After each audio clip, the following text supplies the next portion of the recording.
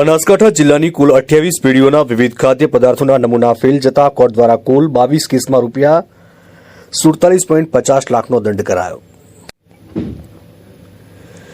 જુદી જુદી પેઢીઓના ખાદ્ય પદાર્થો જેવા કે દૂધ, ઘી, ખાદ્ય તેલ, માવો વગેરેના નમૂના લઈને ચકાસણી કરાઈ હતી। ખોરાક અને ઔષધ નિયમન તંત્ર પાલનપુરના ફૂડ સેફ્ટી ઓફિસરો દ્વારા જાહેર જનતાના આરોગ્યના હિતમાં food safety and standard act 2006 હેઠળ જિલ્લાની જુદી જુદી પેઢીઓમાંથી ખાદ્ય પદાર્થો જેવા કે દૂધ, ઘી, ખાદ્ય તેલ, માવો વગેરેના નમૂના લઈને ચકાસણી અર્થે સરકારી લેબોરેટરીમાં મોકલવામાં આવ્યા હતા। ફૂડ લેબોરેટરી દ્વારા નમૂના ધારાધોરણ મુજબ ન હોવાનું જાહેર થયું। કેટલાક નમૂનાઓ લેબલ પર યોગ્ય લેબલિંગ ન હોવાનું પણ ધ્યાને આવ્યું। ફૂડ સેફ્ટી ઓફિસરો દ્વારા લેવામાં આવેલ નમૂનાઓને સંલગ્ન તમામ જવાબદારો સામે જિલ્લાના એક્ઝિક્યુટિંગ ઓફિસર અને નિવાસી અધિક કલેક્ટરની કોર્ટ સમક્ષ કેસ દાખલ કરાયા। જે તમામ કેસો ચાલી જતા કોર્ટ દ્વારા સંલગ્ન તમામ જવાબદારોને દંડનીય કાર્યવાહી હાથ ધરીને કોર્ટ દ્વારા અલગ અલગ 22 કેસોમાં રૂપિયા 47.5 લાખનો દંડ ફટકારવામાં આવ્યો છે।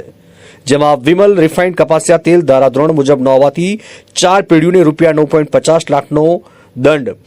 A1 mint fresh liquid filled gum 450 pack નમૂના ગમની માત્રામાં ઓછી હોવાથી 2 પેઢીઓને રૂપિયા 3.5 લાખનો દંડ, વેટુલા કાઉસ ઘી નેટ કન્ટેન્ટ 200 ml પેક ઘીના નમૂનામાં એક્ચ્યુએટેડ મોનો એન્ડ ડાયગ્લેરીઝની હાજરી હોવાથી 3 પેઢીને 6.50 લાખનો દંડ, ટોનેટ મિલ્ક લૂઝ નમૂનામાં મિલ્ક સોલિડ ફેટ NSF નિયમ માત્રા કરતાં ઓછું હોવાથી 1 લાખનો દંડ, સનસોફ્ટી ટી સ્પેશિયલ પેસ્ચ્યુરાઇડ